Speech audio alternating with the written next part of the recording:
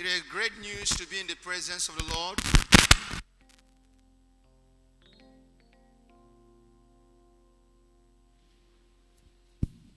The Holy Book says it is a good thing to be in the presence of the Lord. Touch somebody, say, beloved, your day is blessed. Touch him, touch her again. Say, beloved, my day is blessed. Can we celebrate life?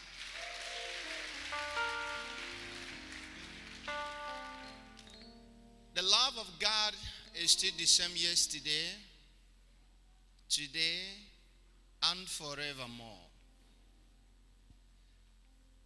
In life, we always gather in the presence of God to see and hear what God has for us.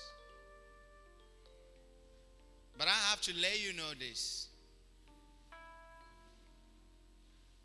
that today we talk about supernatural. The deep things in life, the things that can give life and the things that can destroy life. In the beginning, God created heaven and earth and the hosts of the earth beneath, under the water, and he has given man the charge, given man charge over all. That was his creature. He gave man charge to take care of all these things people are enjoying. An enjoyment of man has limits. There will be a limit of time I will be in this beautiful temple, then I must join grave. Then another person will continue. The limit has been approved and signed by God and nobody can stop it. But the most important thing, what you left over when you were on top or when you are the leader.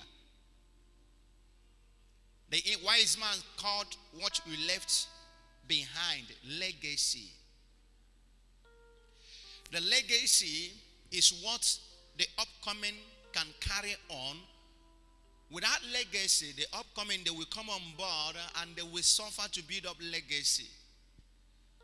A stepping stone has to be step by step. After one step, you get up to another step.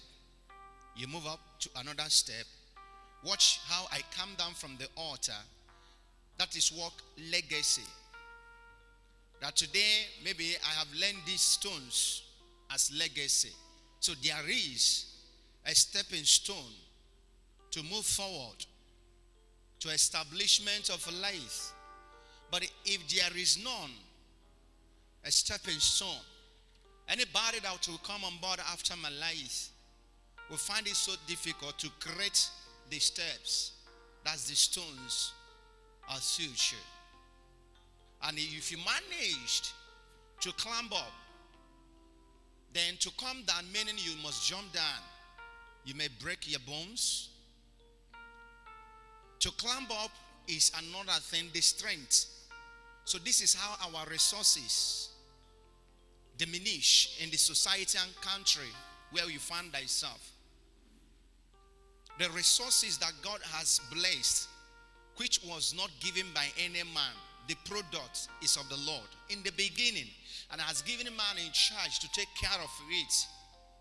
But the people that was on board couldn't manage it. We find it so difficult to gather it and to make use of it so that we will benefit from it.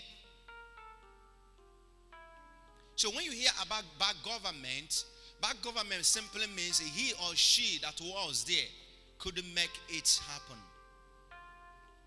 In the family, in the community and society, the PGs, the local government chairmen, the senators, the House of Rep, all over the world.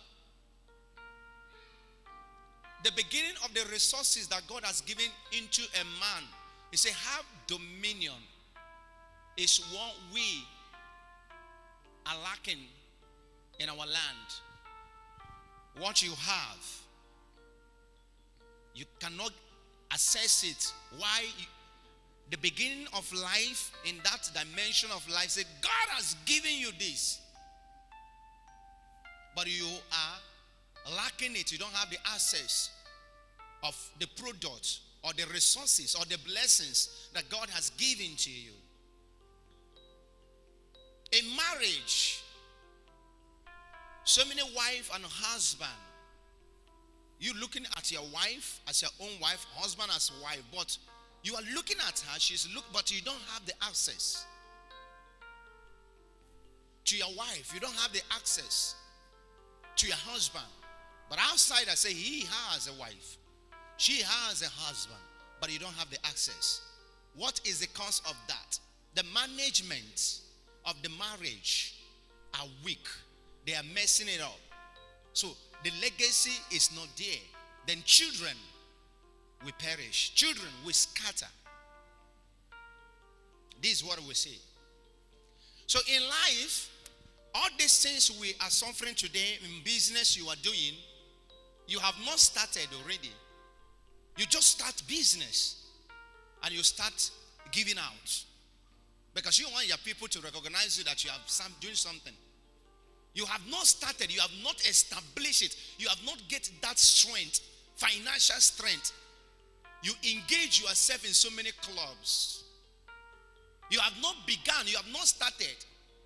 You never stay quiet. Every weekend you must be in one transit or another. I mean traveling for this one, for the other one, for this one, for the other one. The money has not been nurtured. The money has not been built up. Commitments. You start engaging people into promises. I will train you in the school. I will do this for you. I can do that for you. I will rent house for you. How much do you think you have at hand? The money has not been established.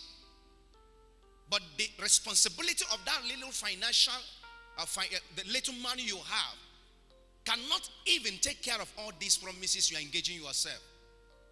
You just go to village and pack all the sons and daughters, your relatives, to your house. And you start spending. Within 3, 4, 5 years, you will say you have attack. That enemies are after you. By then, when you look at your shop or the business you are doing, you find out that you are going down. Unnecessary expenses has bring you down. Unnecessary expenses has brought you down. So whatever that you are suffering is in your power. The beginning, God said, I've given you power. Somebody say, He has given me power. But how do you neutralize the power? How do you make use of the power? How do you work with the power? In relationship, God can give you a good person. Somebody that can be there. But because you think that it is easy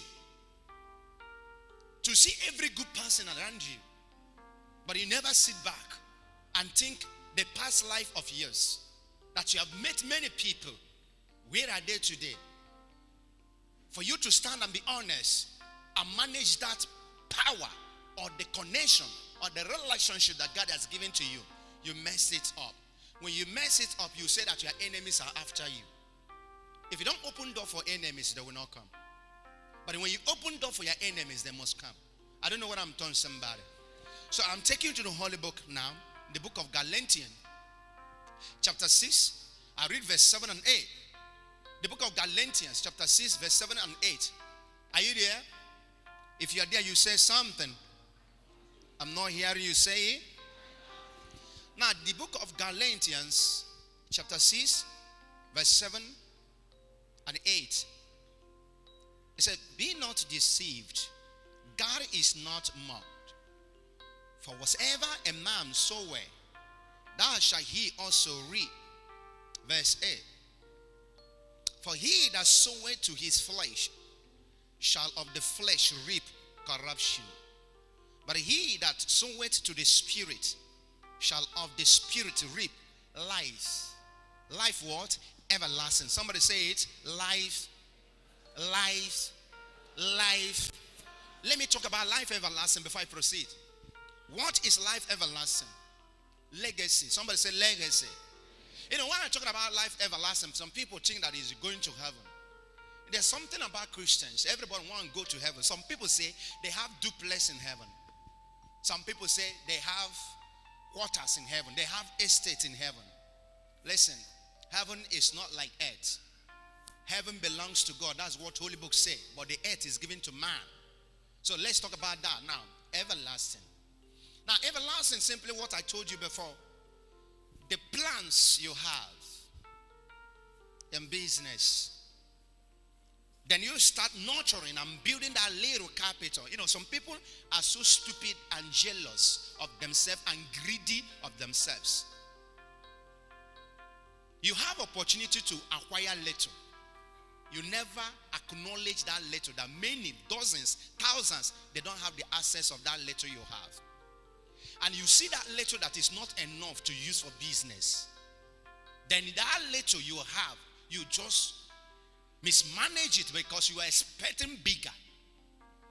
As you are expecting bigger from your teenager, when you have little opportunity in teenager age, you couldn't manage that little and expecting bigger. Before you know it, you find yourself in 40s. Before you know it, you find yourself in 50s, 60s. Now, that little is where God wants you to start. Somebody say, I hear you. I'm not hearing you. That little is where God wants you to do what? To start. Now, what did you need? King Solomon was opportune to give bigger.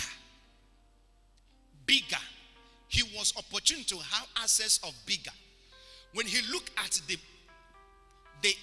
cash at hand that he's